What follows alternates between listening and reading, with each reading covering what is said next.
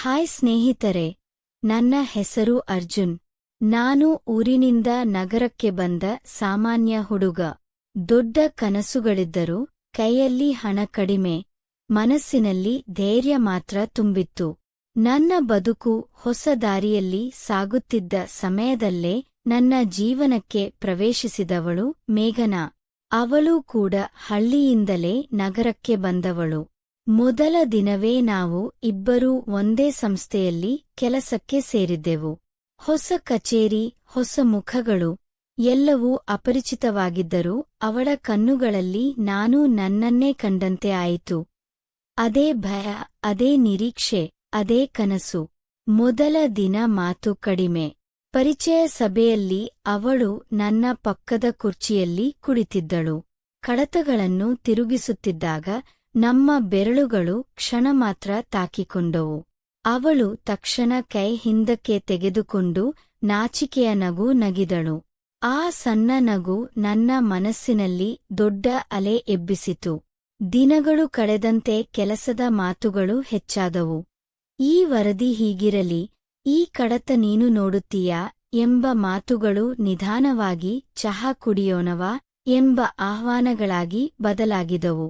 ನಗರದಲ್ಲಿ ಮನೆ ಹುಡುಕುವುದು ದೊಡ್ಡ ಕಷ್ಟವಾಗಿತ್ತು. ಬಾಡಿಗೆ ಜಾಸ್ತಿ, ಜಾಗ ಕಡಿಮೆ. ಒಂದು ದಿನ ಮೇಘನಾ, ಒಂದು ಒಳ್ಳೆಯ ಮನೆ ಸಿಕ್ಕಿದೆ, ಆದರೆ ಒಬ್ಬಳಿಗೆ ಬಾಡಿಗೆ ಹೆಚ್ಚಾಗಿದೆ. ನೀನು ಒಪ್ಪಿದರೆ ಒಂದೇ ರೂಮಿನಲ್ಲಿ ಬೇರೆ ಬೇರೆ ವ್ಯವಸ್ಥೆಯಲ್ಲಿ ಇರಬಹುದು ಎಂದಳು. ಮೊದಲಿಗೆ ನಾನು ಹಿಂಜರಿದರೂ ಅವಳ ಮಾತಿನಲ್ಲಿ ವಿಶ್ವಾಸ ಇತ್ತು. ಕುಟುಂಬಗಳಿಗೆ ವಿಷಯ ತಿಳಿಸಿ ಒಪ್ಪಿಗೆ ಪಡೆದು ನಾವು ಒಂದೇ ರೂಮಿನಲ್ಲಿ ವಾಸಿಸಲು ಶುರುಮಾಡಿದೆವು. 2 ಹಾಸಿಗೆಗಳು, ಮಧ್ಯೆ ಚಿಕ್ಕ ಮೇಜು, ಕಿಟಕಿಯಿಂದ ಕಾಣುವ ನಗರ ಬೆಳಕು. ಅದೇ ನಮ್ಮ ಹೊಸ ಮನೆ. ಬೆಳಿಗ್ಗೆ ಇಬ್ಬರೂ ಒಟ್ಟಿಗೆ ಎದ್ದು ಕಚೇರಿಗೆ ಸಿದ್ಧವಾಗುವುದು. ಒಬ್ಬರು ಚಹಾ ಮಾಡುವುದು, ಇನ್ನೊಬ್ಬರು ತಿಂಡಿಯನ್ನು ತಯಾರಿಸುವುದು. ಇವೆಲ್ಲವೂ ನಿಧಾನವಾಗಿ ನಮ್ಮ ಜೀವನದ ಭಾಗವಾಯಿತು. ಸಂಜೆ ಕೆಲಸ ಮುಗಿಸಿ ಮನೆಗೆ ಬರುವಾಗ ಇವತ್ತು ನಿನಗೆ ಹೇಗಿತ್ತು ಎಂದು ಕೇಳುವುದು ನಮ್ಮ ದಿನದ ರೂಢಿಯಾಯಿತು. ಕೆಲ ದಿನ ಅವಳು ತುಂಬಾ ದಣಿದು ಸೋಟಾದ ಮೇಲೆ ಕುಳಿತುಕೊಳ್ಳುತ್ತಿದ್ದಳು. ನಾನು ಮೌನವಾಗಿ ನೀರು ತಂದುಕೊಡುತ್ತಿದ್ದೆ. ಆ ಮೌನದಲ್ಲೇ ಕಾಳಜಿ ತುಂಬಿರುತ್ತಿತ್ತು. ಒಂದು ದಿನ ಮಳೆ ಜೋರಾಗಿ ಸುರಿಯುತ್ತಿತ್ತು. ವಿದ್ಯುತ್ ಹೋಗಿತ್ತು. ಕಿಟಕಿಯ ಬಳಿ ನಿಂತು ನಾವು ಮಳೆಯನ್ನೇ ನೋಡುತ್ತಿದ್ದೆವು. ಮೇಘನಾ ನಿಧಾನವಾಗಿ, ನಗರಕ್ಕೆ ಬಂದಾಗ ನಾನು ತುಂಬಾ ಒಂಟಿಯಾಗಿದ್ದೆ, ಆದರೆ ಈಗ ನೀನು ಇದ್ದೀಯಲ್ಲ ಎಂದಳು. ಆ ಮಾತು ನನ್ನ ಎದೆಯೊಳಗೆ ಬಿಸಿ ಹರಿಸಿದಂತಾಯಿತು. ನಾನು ಅವಳ ಕಡೆ ತಿರುಗಿ, ನಾನು ಅದೇ ಭಾವಿಸಿದ್ದೇನೆ ಎಂದೆ. ಆ ಕ್ಷಣದಲ್ಲಿ ನಮ್ಮ ನಡುವೆ ಕಾಣದ ಸೇತು ನಿರ್ಮಾಣವಾಯಿತು. ದಿನಗಳು ಕಳೆಯುತ್ತಾ ನಮ್ಮ ಹತ್ತಿರಿಕೆ ಹೆಚ್ಚಾಯಿತು, ಆದರೆ ನಾವು ಯಾರೂ ಗಡಿಯನ್ನು ದಾಟಲಿಲ್ಲ. ಗೌರವವೇ ನಮ್ಮ ಪ್ರೀತಿಯ ಮೊದಲ ರೂಪವಾಗಿತ್ತು. ಒಂದು ರಾತ್ರಿ ಅವಳು ಅಡುಗೆ ಮಾಡುತ್ತಿದ್ದಾಗ ಅವಳ ಕೈಗೆ ಸಣ್ಣ ಸುಟ್ಟು ಗಾಯವಾಯಿತು.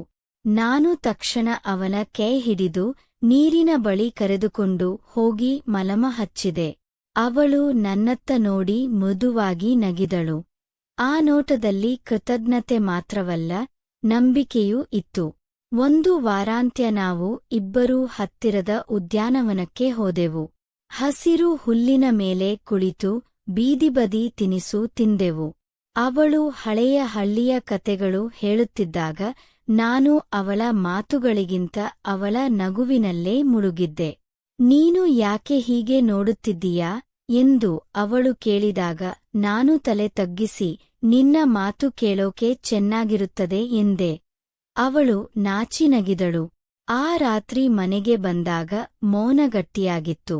ಅವಳು ಕಿಟಕಿಯ ಬಳಿ ನಿಂತಿದ್ದಳು. ನಗರ ಬೆಳಕು ಅವಳ ಮುಖಕ್ಕೆ ಬೀಳುತ್ತಿತ್ತು. ನಾನು ನಿಧಾನವಾಗಿ, ಮೇಘನಾ, ನಾನು ನಿನ್ನ ಬಗ್ಗೆ ಹೆಚ್ಚು ಕಾಳಜಿ ತಗೊಳ್ಳುತ್ತಿದ್ದೇನೆ ಅನ್ನಿಸುತ್ತೆ ಎಂದೆ. ಅವಳು ತಿರುಗಿ ನನ್ನತ್ತ ನೋಡಿ, ನಾನು ಅದನ್ನೇ ಅನುಭವಿಸುತ್ತಿದ್ದೇನೆ ಎಂದಳು. ಆ ಕ್ಷಣದಲ್ಲಿ ಮಾತುಗಳ ಅವಶ್ಯಕತೆ ಇರಲಿಲ್ಲ. ನಮ್ಮ ಹೃದಯಗಳು ಈಗಾಗಲೇ ಒಪ್ಪಿಕೊಂಡಿದ್ದವು.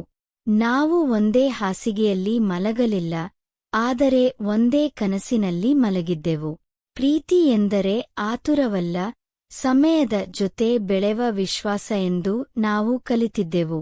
ಮುಂದಿನ ದಿನ ಅವಳು ನನ್ನ ಕೈ ಹಿಡಿದು, ನಾವು ನಿಧಾನವಾಗಿ ಸಾಗೋಣ, ಆದರೆ ಒಟ್ಟಿಗೆ ಎಂದಳು. ನಾನು ನಗುತ್ತ ತಲೆ ಅಲಾಡಿಸಿದೆ. ನಗರ ನಮ್ಮನ್ನು ಪರೀಕ್ಷಿಸಿದರು, ಒಂದೇ ರೂಮ್ ನಮ್ಮನ್ನು ಹತ್ತಿರ ತಂದಿತು. ಕೆಲಸ ನಮ್ಮನ್ನು ದಣಿಸಿದರು, ಒಬ್ಬರ ನಗು ಇನ್ನೊಬ್ಬರಿಗೆ ವಿಶ್ರಾಂತಿ ನೀಡಿತು. ಪ್ರೀತಿ ದೊಡ್ಡ ಘೋಷಣೆಯಲ್ಲ, ಪ್ರತಿದಿನದ ಸಣ್ಣ ಕಾಳಜಿಯಲ್ಲಿ ಬದುಕುತ್ತದೆ ಎಂಬ ಸತ್ಯವನ್ನು ನಾವು ಅನುಭವಿಸಿದೆವು. ಒಂದೇ ನಗರ, ಒಂದೇ ಕಂಪನಿ, ಒಂದೇ ಮನೆ, ಆದರೆ ಎರಡು ಹೃದಯಗಳು ಒಂದೇ ಲಯದಲ್ಲಿ ಹೊಡೆಯುವ ಪ್ರೀತಿ. ಕತೆ ಇಲ್ಲಿಗೆ ಮುಕ್ತಾಯ. ಇದೇ ರೀತಿಯ ಮೃದುವಾದ, ಹೃದಯಸ್ಪರ್ಶಿ ರೊಮ್ಯಾಂಟಿಕ್ ಕನ್ನಡ ಕತೆಗಳಿಗಾಗಿ ಚಾನೆಲ್ ಅನ್ನು ಬೆಂಬಲಿಸಿ.